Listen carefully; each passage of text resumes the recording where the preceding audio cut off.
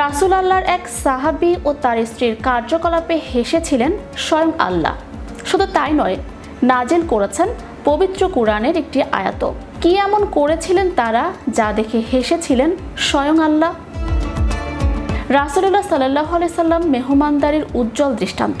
নবী হওয়ার আগে থেকেই তিনি অতিথি সেবায় সচেষ্ট ছিলেন।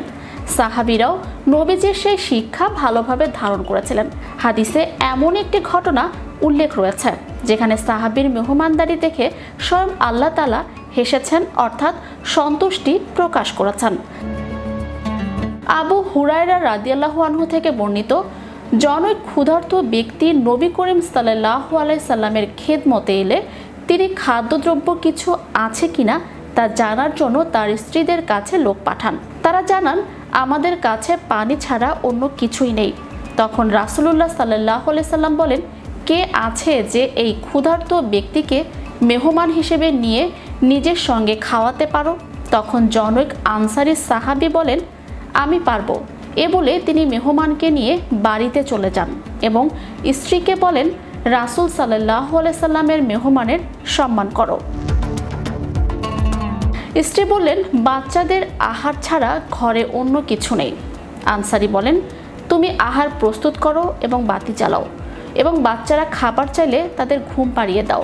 স্বামীর কথা মতো সে বাতি জ্বালালো, বাচ্চাদের ঘুম পাড়ালো এবং সামান্য খাবার যা তৈরি ছিল তা উপস্থিত করলো। তারপর মেহমান সহ খেতে বসলেন। বাতি ঠিক করার বাহানা করে স্ত্রী উঠে গিয়ে বাতিটি নিভিয়ে দিলেন। তারপর তারা স্বামী স্ত্রী উভয়ই অন্ধকারের মধ্যে আহার করার মতো শব্দ করতে লাগলেন এবং মেহমানকে বোঝাতে লাগলেন যে তারাও সঙ্গে খাচ্ছেন। তারা উভয়ই সারা রাত অভুক্ত অবস্থায় কাটালেন। ভোরে যখন তিনি রাসূলুল্লাহ সাল্লাল্লাহু আলাইহি সাল্লামের কাছে যান, তখন তাকে সাল্লাল্লাহু আলাইহি সাল্লাম বলেন, আল্লাহ তোমাদের গত রাতের কার্যকলাপ দেখে হেসে দিয়েছেন, খুশি হয়েছেন এবং একটি আয়াত নাজিল করেছেন।